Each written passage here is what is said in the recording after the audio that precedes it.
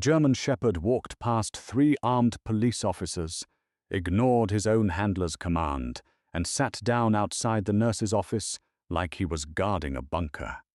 Nobody could explain it. Not the principal. Not the K9 company that had just delivered him. Not even the handler holding his leash. Then the door opened, and the quiet woman inside froze at the sight of him. Her hand pressed flat against her chest like she'd seen a ghost. Nobody in that hallway knew her name was once whispered over a radio in the mountains of Afghanistan. Nobody knew what she used to carry in a medical pack instead of a first aid kit. And nobody, not one single person at Riverbend Elementary School, had any idea that the dog sitting so still outside her door had already decided, all on his own, exactly who he belonged to. Riverbend Elementary sat at the edge of a small Tennessee town where nothing much ever happened. Football on Fridays, church on Sundays, a main street with a hardware store, a diner, and a flag that never came down. It was the kind of town where everybody waved at everybody, and where a woman could disappear into an ordinary life if she wanted to badly enough. Claire Bennett had wanted to badly enough. She had worked as the school nurse for 6 years. She wore cardigans in soft colors. She kept butterscotch candies in a jar on her desk for kids who skinned their knees. She knew every allergy, every inhaler, every child who needed a little extra kindness before lunch. The teachers loved her because she never panicked. The kids loved her because she never made them feel small. Nobody asked why a school nurse could set a broken bone with her bare hands faster than the ambulance could arrive. Nobody asked why she flinched, just slightly, at the sound of a slammed door. Nobody asked because there was nothing about Claire Bennett that invited questions. She had built her quiet on purpose, brick by brick, and she guarded it the way some people guard a grave. That Tuesday morning started like any other. Yellow buses lined the circle drive, kids in bright backpacks ran across wet grass, and parked crooked near the flagpole was a white van with a blue seal on the door that read Sentinel K9 Solutions, protecting what matters. The district had signed a contract with them 3 weeks earlier, after a string of bomb threats rattled 2 schools in the county. No explosives had ever been found, but parents were frightened, and frightened parents made school boards move fast. Sentinel K9 Solutions promised trained detection dogs, professional handlers, and peace of mind for a modest monthly fee.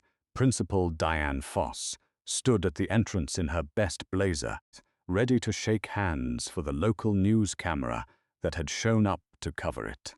Beside her stood Officer Mike Dawson, the district's resource officer, a broad, easygoing man who had 2 years left before retirement and a genuine soft spot for dogs. The van doors opened, and out stepped a man in a crisp navy polo with the company logo stitched over his heart. His name was Gary Voss, and he smiled the way salesmen smile, like his teeth were part of the pitch. "Morning, folks," Voss said, clapping his hands together. "Got someone real special for you today." He reached into the back of the van and led out a large German Shepherd on a short lead. The dog's coat was dark sable, his chest deep, his frame built like something designed rather than born. A faded pink scar ran along his left flank, disappearing beneath a thick service harness stamped with a serial number instead of a name tag. "This is Titan," Voss announced to the small crowd of teachers and parents gathering near the steps. "Decorated Detection K9, 3 combat deployments, retired with full honors. He's the best dog in our program, and Riverbend is lucky to have him." Titan didn't wag his tail. He didn't look at the cameras. His amber eyes moved slowly across the crowd, methodical, searching, the way a soldier scans a room before he decides it's safe to sit down. "He's a real professional," Voss said, tightening his grip slightly on the lead. "Aren't you, big guy?" Titan's ears flicked once, toward the school doors. Then he went still in a way that made the hair on Officer Dawson's arms rise, though he couldn't have said why. Principal Voss smiled for the camera. "We're so grateful to have this kind of protection for our students," she said. "Sentinel K9 has been wonderful to work with." Nobody noticed, in that moment, that Titan's nose had lifted, just slightly, into the morning breeze, drifting out from the school's open front doors. Nobody noticed that somewhere behind the front desk, unaware that anything unusual was happening outside, Claire Bennett was pouring her second cup of coffee and humming quietly to herself, the way she did most mornings when the halls were still empty and the day hadn't yet asked anything of her. She had no idea the last 3 years of careful, deliberate invisibility were about to end in the space of about 4 seconds. The demonstration went smoothly at first. Voss walked Titan through a simple search exercise in the gymnasium, showing off his training with a hidden training aid tucked inside a gym bag. Titan found it in under a minute, sat precisely, and stared at the bag until Voss praised him and pulled out a treat. "Textbook," Voss said, beaming at the small audience of teachers. "This is exactly the kind of asset that keeps kids safe." Officer Dawson clapped along with everyone else, though something about the word asset applied to a living animal never sat right with him. He'd grown up on a farm. Dogs had names in his world, not inventory numbers. "Mind if I walk him through the halls?" Dawson asked. "Get him used to the building before the kids come through at recess."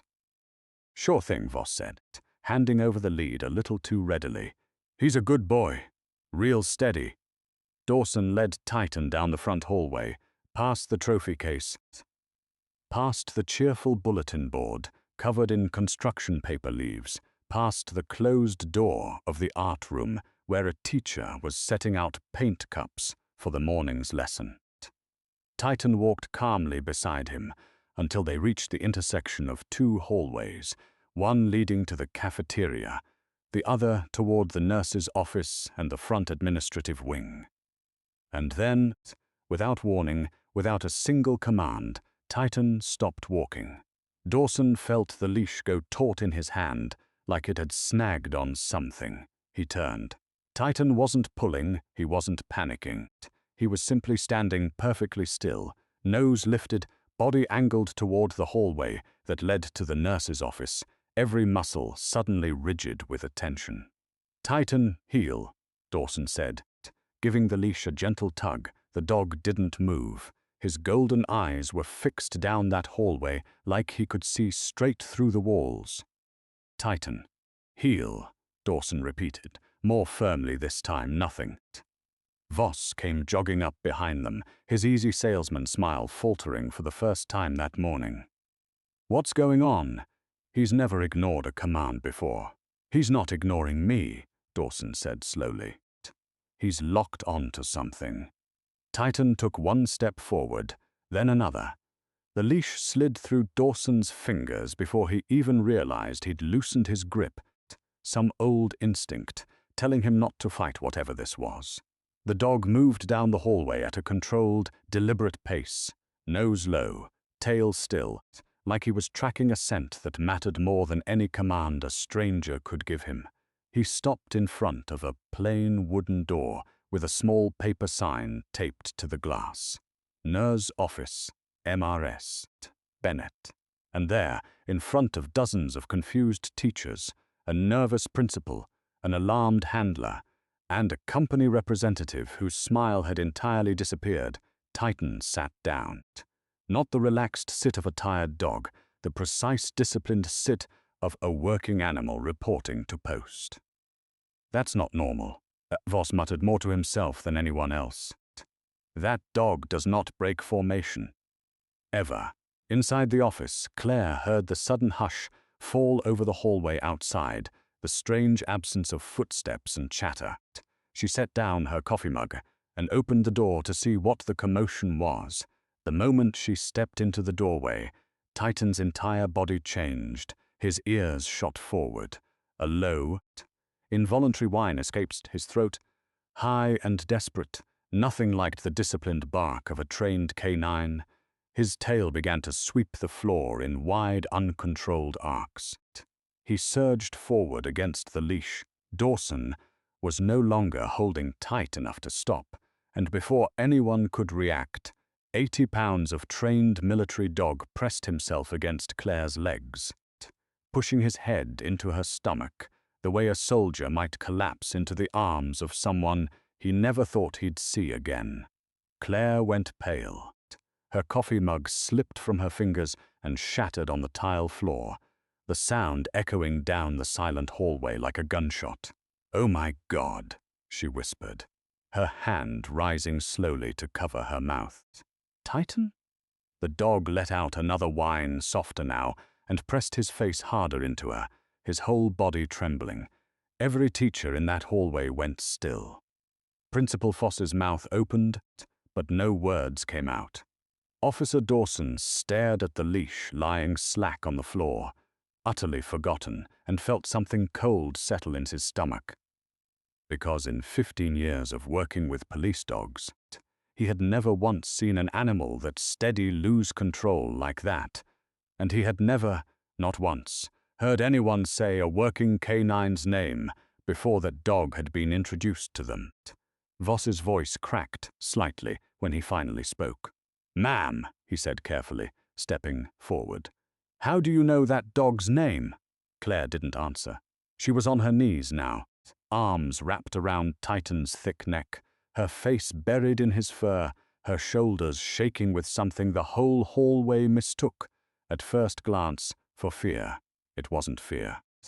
It was 3 years of grief, finally finding somewhere to go. Word spread through Riverbend Elementary, faster than any bell could ring. By the time the children arrived for morning announcements, half the staff had already heard some version of the story, each one stranger than the last. The nurse knew the dog's secret name. The nurse had some kind of breakdown in the hallway. The dog attacked her. The dog saved her. Nobody agreed on the details, only that something had happened that morning that didn't belong in an elementary school.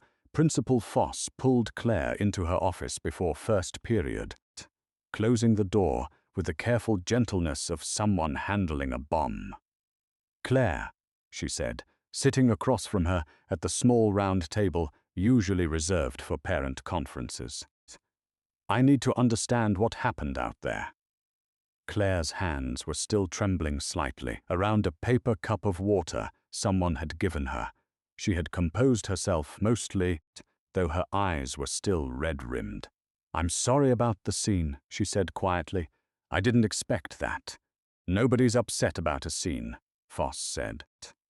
"I'm concerned about a police dog losing control in a hallway full of children, and I'm confused about how our school nurse apparently knows a working canine's classified name." Claire looked down at the cup in her hands for a long moment. Outside the office window, she could see Titan sitting exactly where Dawson had tied his lead to the radiator, refusing to lie down, his eyes fixed unblinking on the closed door, as if he expected it to swallow her whole. "His name isn't classified," Claire said finally. "It's just not the name they gave him when they sold him to your district." "I don't understand." "I know," Claire said. "That's kind of the point." Foss folded her hands on the table, the way she did when she was trying to project patience she didn't fully have. "Claire, I like you. You've been wonderful with these kids for 6 years. But I have a superintendent who's going to call me in about an hour, wanting to know why a canine vendor's flagship dog just had what looked like a psychotic episode on our watch. I need something to tell him." "Tell him the truth," Claire said. "Tell him that dog isn't unstable. He's remembering something." "Remembering what?" Claire looked up, and for the first time since Foss had known her, something in her quiet, careful face shifted, like a curtain being pulled back just an inch on a room that had been dark for a very long time. "His handler," Claire said, the man he actually belonged to, before whatever happened to put him in that van outside. Foss stared at her. How would you know anything about that?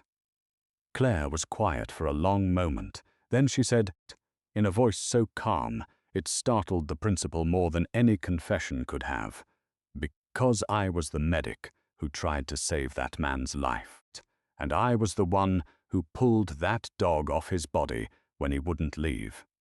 The room went completely silent except for the ticking of the wall clock and, faintly, through the door, the sound of Titan letting out a low, mournful whine that seemed to know exactly what was being said about him. The story that unfolded over the next hour was not the kind Principal Foss had ever expected to hear inside a small-town elementary school, and it explained absolutely nothing about how one led to the other, which only made her more determined to understand. 14 years earlier, before butterscotch candies and skinned knees, Claire Bennett had been Petty Officer Claire Whitfield, a naval special warfare combat medic embedded with a joint canine unit operating in the mountains east of Kandahar. Her job was simple in description and impossible in practice: to keep operators alive when the world was actively trying to kill them, sometimes with nothing more than a tourniquet, a prayer, and steady hands. She had spent 11 months attached to a small team that included a young dog handler named Staff Sergeant Daniel Reyes and his partner, a driven, ferociously loyal German shepherd, trained for explosive detection and combat tracking. Reyes called him Duke, though the paperwork listed him under a different designation entirely. Reyes used to say that dog understood English better than half his unit. Claire told Foss, a small, sad smile touching her mouth for the first time. He wasn't wrong. Duke knew commands, sure. But he also knew tone. He knew fear. He knew when somebody in the room needed watching and when somebody needed comforting. I used to joke that if the Navy ever figured out how to commission a dog, Duke would outrank half our chain of command. She and Reyes had become close the way people do when their survival depends on trusting each other completely. He talked about his daughter back home, about teaching her to ride a bike, about the letters his wife sent that smelled faintly of home instead of dust and diesel.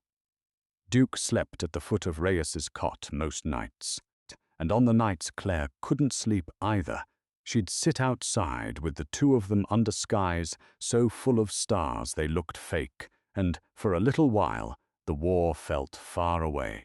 Then came the raid nobody talked about afterward, not because it was classified, but because some things are too heavy to carry in words. There was an ambush, Claire said quietly. ID'd, then small arms fire from 2 positions. Reyes went down almost immediately. Duke didn't run. He didn't hide. He put himself between Reyes and the shooters and held that position until the rest of the team could push through. He took shrapnel in the flank doing it. She paused. I got to Reyes maybe 90 seconds after he went down. I worked on him for 11 minutes in the middle of that firefight. I did everything I was trained to do, and it still wasn't enough. Foss's throat tightened. I'm so sorry. Duke wouldn't leave him, Claire went on, her voice steady in the practiced way of someone who had told herself this story many times in the dark, alone, just to keep from forgetting it. Even after Reyes was gone, even with rounds still coming in, that dog stood over him and would not move.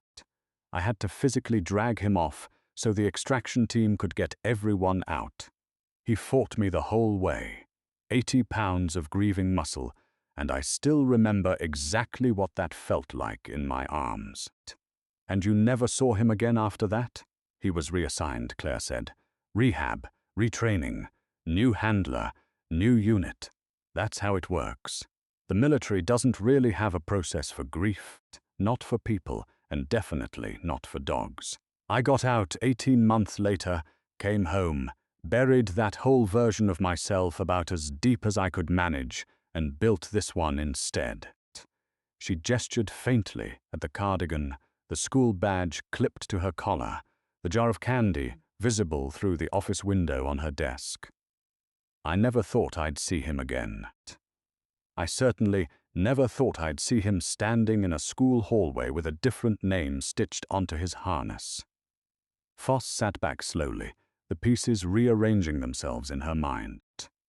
You called him Titan when you saw him, but you keep saying his name was Duke. That's what worries me, Claire said, and for the first time real unease crept into her voice. Because handlers don't rename combat dogs for no reason. It's not standard practice. It actually goes against protocol, since a dog's trained response patterns are built around consistent commands and identifiers. She looked out the window at Titan, still sitting rigid by the radiator, still watching the door. Somebody changed that dog's entire identity. And I want to know why. By lunch time, Gary Voss had grown noticeably twitchier. He hovered near the front office, checking his phone every few minutes, glancing at Titan with an expression that had shifted from salesman smooth to something closer to nervous. Officer Dawson caught him in the hallway, outside the office, arms crossed. You want to explain to me why your top dog just had a full identity crisis over a school nurse? I have no idea, Voss said too quickly. Dogs get attached to people sometimes. It happens. That wasn't attachment, Dawson said. That was recognition. I've handled dogs for 8 years. That's a different thing entirely. Voss's jaw tightened. Look, officer, all I know is the paperwork Sentinel gave me. Titan's a decorated detection K9, honorably retired, cleared for civilian placement. That's the file I was handed. I didn't write his history. Then who did? Corporate, Voss said. I just deliver the dogs and run the demonstrations. Dawson studied him for a long moment. There was something in the way Voss avoided eye contact, something in the careful, rehearsed sound of, that's the file I was handed. That reminded him, uncomfortably, of every suspect he'd ever interviewed who was telling the truth about the smallest detail while burying something much bigger underneath it. I want that dog's full service record, Dawson said. Not the marketing sheet you handed the principal this morning, the actual DoD transfer paperwork. That's not really something I have access to, Voss said. Then get access, Dawson said, because right now I've got a K9 that just proved he has zero recollection of the name your company gave him, and a school nurse who apparently knows more about his combat history than the people who sold him to us. That's not a great look for Sentinel K9 Solutions, is it? Voss's phone buzzed in his pocket. He glanced at the screen, and whatever he saw there made the color drain slightly from his face.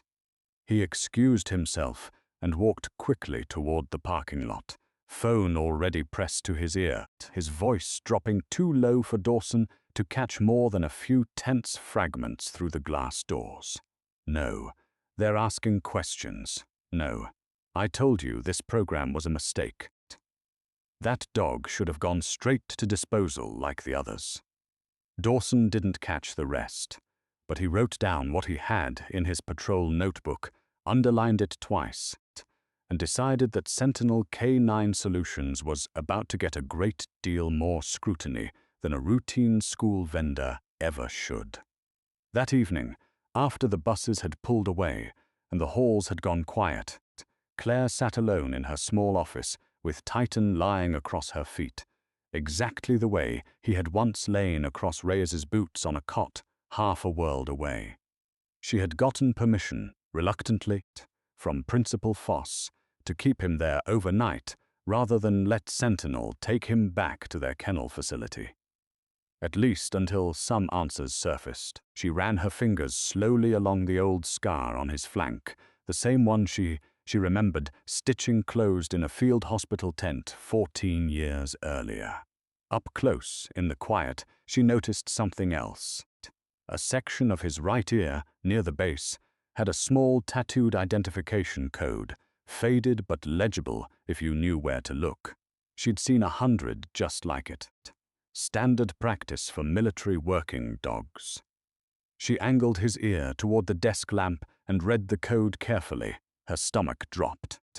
The number didn't match anything close to what a normal retirement and civilian transfer would produce. It was an internal DoD service tag, the kind used for dogs still technically active or under contractor custody, not for animals that had been honorably discharged and released for adoption. Which meant, as far as any official record was concerned, this dog wasn't supposed to exist in a school hallway in Tennessee at all. She was still staring at the tattoo, phone in hand, trying to decide who on earth to call about something like this, when a knock sounded at her office door. Officer Dawson stood there, out of uniform, a folder tucked under his arm. "I did some digging," he said, stepping inside and closing the door behind him. "You mind if I show you something?" Claire nodded, and Dawson spread several printed pages across her desk. Contract records, invoices, a spreadsheet with dog names, dollar amounts, and district names running down the columns. Sentinel K9 Solutions has contracts with 11 school districts across 3 states, Dawson said. Every contract includes a clause that lets them substitute a dog if the original animal is deemed unsuitable for continued service. And look at this. He pointed to a column of numbers. Every time they report a dog as unsuitable and retire it, they get to bill the district for a brand new placement dog at nearly triple the original contract rate. New training fee, new equipment fee, new certification fee. Claire studied the numbers slowly. "They're profiting from decommissioning dogs. That's my read," Dawson said.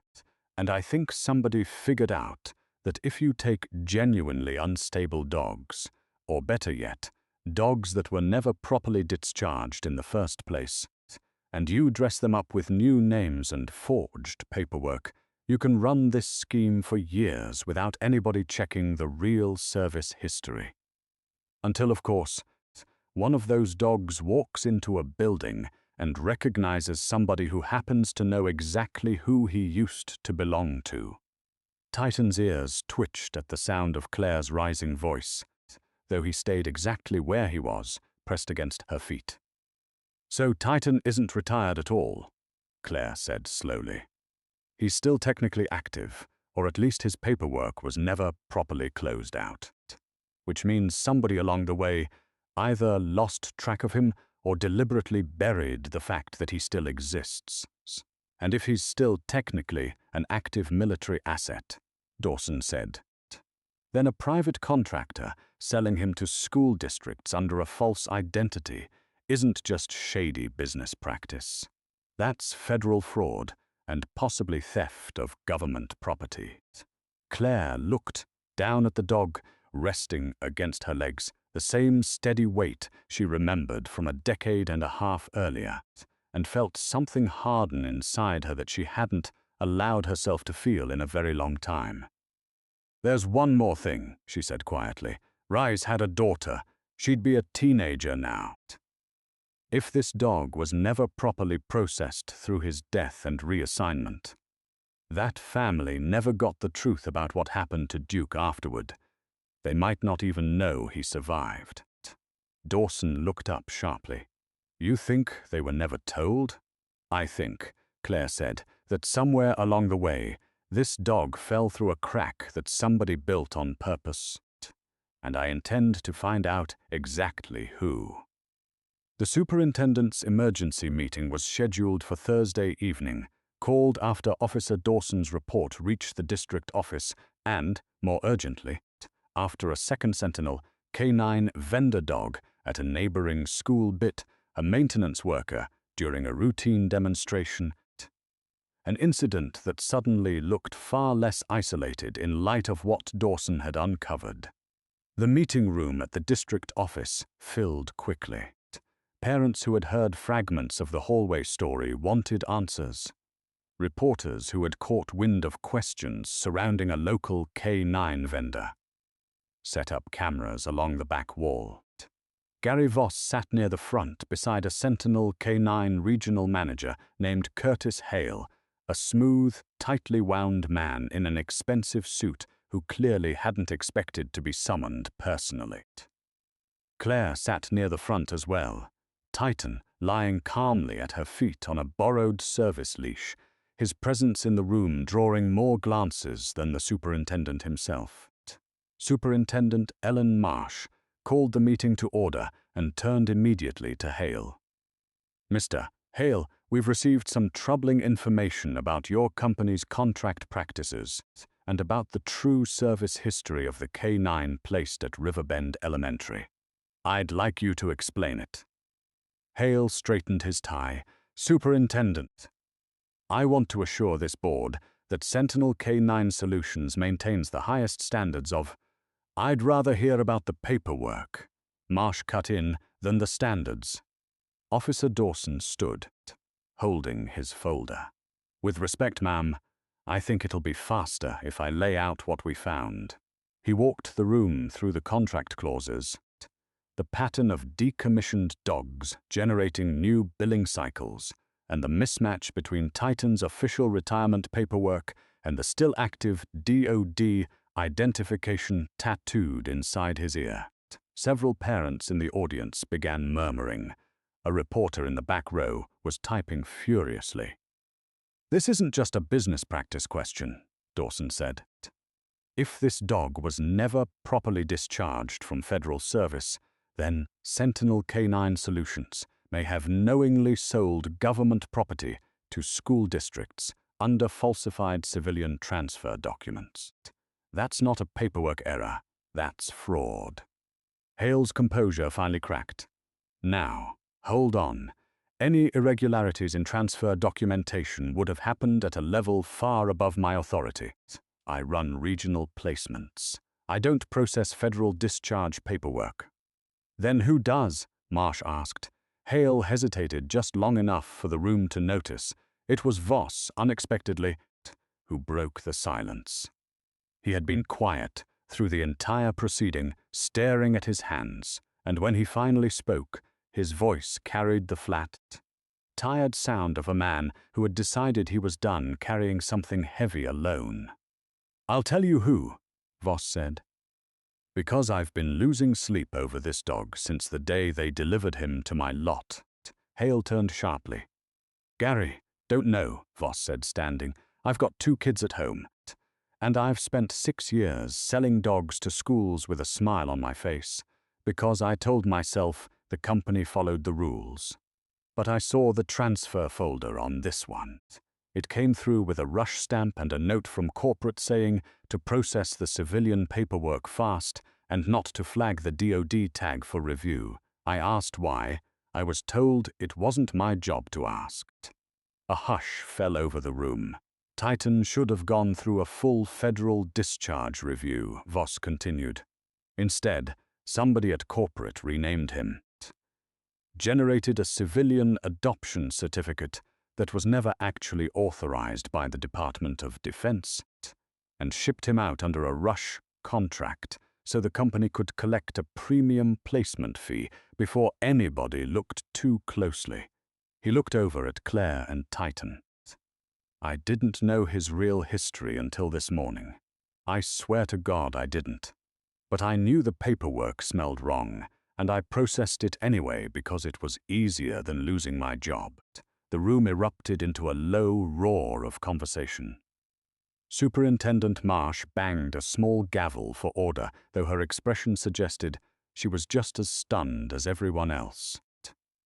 Claire rose slowly from her seat, and something about the way the room quieted for her, even without a gavel, suggested people sensed she had more to add than anyone currently standing. "I'd like to say something," she said. "If that's all right." Marsh nodded. "Please." Claire looked down at Titan, who lifted his head to meet her eyes as if he understood exactly what came next. "This dog's real name is Duke," she said. He was a combat working dog assigned to a naval special warfare unit 14 years ago. His handler was Staff Sergeant Daniel Reyes, a good man, a devoted father, who died protecting his team during an ambush. Duke held a defensive position over Reyes's body, under enemy fire for almost 2 minutes before I was able to pull him off so we could evacuate. He took shrapnel doing it. I know because I was the combat medic who treated Reyes, and who eventually had to physically drag Duke away from him. She let that settle before continuing. I don't know exactly how Duke ended up in a Sentinel K9 van outside an elementary school in Tennessee instead of properly discharged and accounted for. But I know his file was rushed through. His name was changed, and nobody along the way bothered to ask whether the man he served with had a family who deserved to know he survived. Her voice caught slightly. Staff Sergeant Reyes had a daughter. If she's out there somewhere, still wondering what happened to her father's dog, that's not a paperwork error either. That's a family that got robbed of the truth so a company could make a little extra money. The silence that followed was total. Even the reporters in the back row had stopped typing. Superintendent Marsh finally spoke, her voice quieter than before. "Mrs. Bennett, are you saying this animal is still legally the property of the United States military?"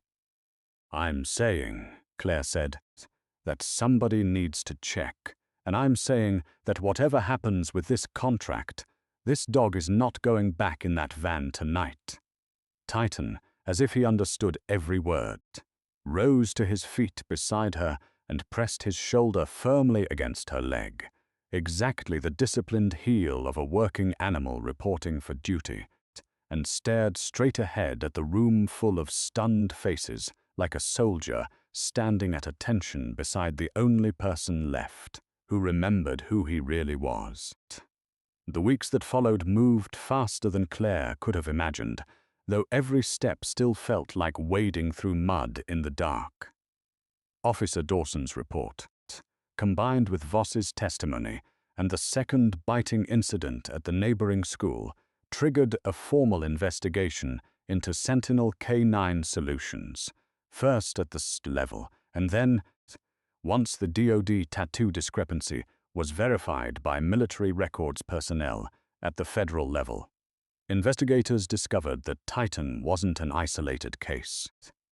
At least 6 other dogs placed with school districts across 3 states carried similarly rushed, improperly reviewed discharge paperwork.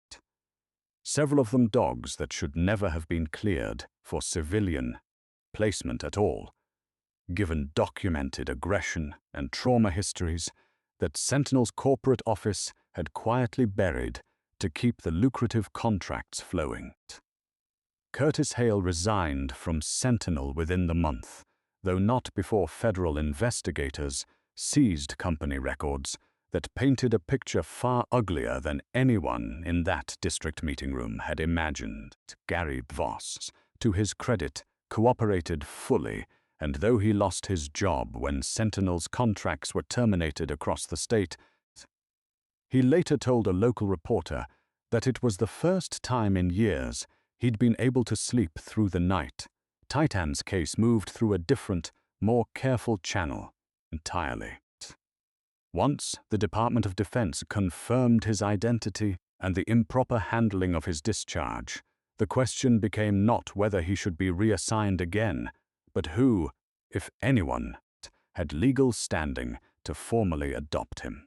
That was when Claire made a phone call she had been putting off for 14 years. It took 2 days and a great deal of persistence to track down Maria Reyes. Daniel Reyes's widow, now living 3 states away, remarried. Her daughter Sophia, now 19 years old, and studying nursing at a community college, a detail that made Claire's chest ache in a way she hadn't expected. The phone call was quiet. At first, both women, unsure how to begin a conversation neither had ever imagined having. "I always wondered what happened to him," Maria said softly, once Claire had explained everything. Danny loved that dog like he was one of ours. After the funeral, somebody from the base told me Duke had been badly hurt and reassigned somewhere else, and that was it. Nobody ever told us anything more. I used to think about him sometimes. Wondered if he was even still alive. "He's alive," Claire said, her voice thick. "He's more than alive. He's the reason I found out any of this was happening in the first place. He never stopped looking for your husband, Maria. Not for 14 years." There was a long pause on the line filled with something too heavy for words. Then Maria asked, very quietly, if Sophia could see a picture of him. Claire sent one that evening. A photo of Titan lying in a patch of afternoon sun on the floor of the school nurse's office, his graying muzzle resting on his paws, looking, for the first time in longer than Claire could measure, completely at peace. Sophia called Claire herself 2 days later. She was 19, and she barely remembered her father's face without looking at photographs. But she remembered faintly a low, warm bark from somewhere far away on a video call when she was 5 years old, and a voice on the other end saying, "That's Duke, baby. Daddy's partner. He keeps me safe out here." "I always wanted to meet him," Sophia said, her voice trembling slightly through the phone. "I didn't know if he was even still out there." "He is," Claire said. "And I think it's time you did." The reunion happened on a warm Saturday morning in the school parking lot, arranged quietly. Without cameras this time, though a small crowd of teachers and staff who had come to know the story gathered respectfully at a distance near the entrance. Sophia Reyes stepped out of her mother's car, looking nervous in a way that had nothing to do with the dog and everything to do with what he represented. 19 years old, dark hair pulled back, wearing her father's old dog tags on a chain around her neck, a detail Claire noticed immediately and had to look away from for a moment to keep her composure. Titan was sitting beside Claire near the flagpole, calm, patient, his eyes tracking the unfamiliar young woman as she crossed the pavement. He had no way of knowing, not with certainty, exactly who she was, but something in his posture shifted the moment. She got close enough for the wind to carry her scent, some faint echo of a household he had once slept in years before deployment, of a man who had smelled like home whenever he came back from leave. Sophia knelt slowly in front of him, the way her father must have taught her handlers to approach a working dog long ago. Though nobody had actually taught her that, it seemed to come from somewhere deeper than memory. "Hi, Duke," she whispered, Titan's ears lifted at the old name. He leaned forward and pressed his broad head gently against her collarbone, exactly where her father used to rest a tired hand after long missions, and let out a long, low breath that sounded, to everyone standing nearby, remarkably like relief. Sophia's tears came quietly, without drama, the kind of crying that comes from finally being allowed to grieve something properly after years of not knowing. There was even a piece missing. Maria stood a few feet away, one hand pressed over her mouth, watching her daughter reunite with a piece of her father she had never expected to get back. "He held the line over your dad," Claire said softly, coming to stand beside them. "Right until the very end. He never left him, not once." Sophia looked up, tears streaming freely now, and asked the only question that seemed to matter. "Can I see him again? Like after today?" "I was hoping you'd ask that," Claire said, and for the first time, in longer than she could remember, she let herself smile fully without the careful guardedness she usually kept in place. "Because I think he'd like that more than anything in the world." The federal review of Titan's case concluded 3 months later. Given his advanced age, his documented combat history, and the extraordinary circumstances surrounding his improper civilian placement, the Department of Defense granted an official, fully documented honorable discharge along with formal approval for adoption. There was really only one name anyone considered putting on that paperwork. Claire Bennett signed the adoption certificate in Principal Foss's office on a Friday afternoon in early spring, with Officer Dawson standing as a witness and Sophia Reyes, who had begun visiting every few weekends, sitting cross-legged on the floor with her arm draped over the dog. Everyone in that room had started calling, once again, simply Duke. The school board, moved by the story and eager to distance itself entirely from Sentinel K9 Solutions, voted unanimously to keep him on as the district's official therapy dog instead, a role that suited his gentler, aging body far better than active detection work ever could. He spent his days wandering calmly between classrooms, resting his graying head in the laps of anxious children before spelling tests, lying quietly beside kids who'd had a hard morning at home, doing in his own way exactly what he had always done, standing guard over the people who needed him most. Maria Reyes eventually traveled to Riverbend for a small, quiet ceremony the school arranged that spring, a modest plaque mounted near the front entrance honoring Staff Sergeant Daniel Reyes and his K9 partner Duke, service dog number tag included, a small line of text reading simply, "Loyalty does not end when orders change."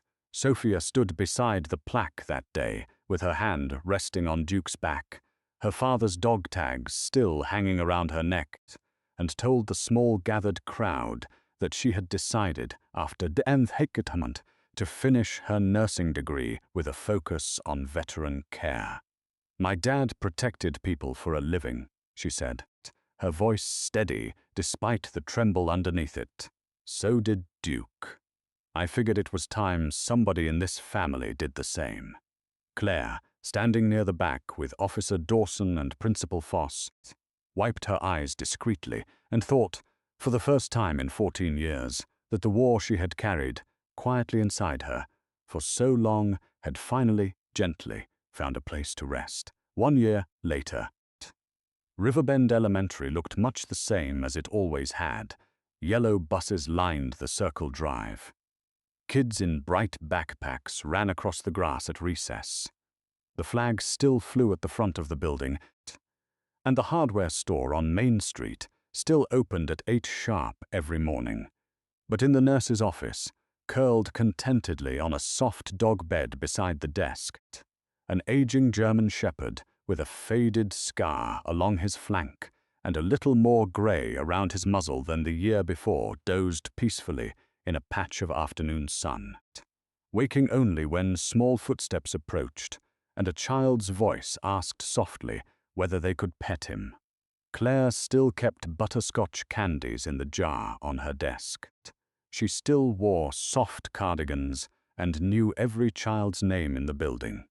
But something in her had changed, something visible now in the way she carried herself, steady instead of merely quiet, present instead of merely hidden. Sophia visited most weekends, sometimes bringing her mother, and Duke greeted her every single time as though no time had passed at all, tail sweeping the floor, head pressed against her side, the last living piece of a man neither of them would ever stop loving. Some evenings, after the school emptied out and the halls went quiet, Claire would sit on the floor beside him, running her hand slowly along that old familiar scar, and think about a mountain half a world away, and a young sergeant who never got to see his daughter grow up, and a dog who spent 14 years quietly, waiting for someone to remember his real name. He was home now. They both were. If this story reminded you that loyalty never really fades, no matter how many years or how many miles come between, consider leaving a like so more people can find stories like this one. If you know someone who believes our veterans and their dogs deserve to be remembered, not forgotten, share this with them today. And if stories about courage, loyalty, and the quiet heroes who carry it long after the uniform comes off matter to you, We'd be honored to have you join us here at K9 Heroes Uncovered. Have you ever known someone whose service or whose sacrifice went quietly unrecognized for far too long? Tell us in the comments. We'd love to hear who you're thinking of tonight.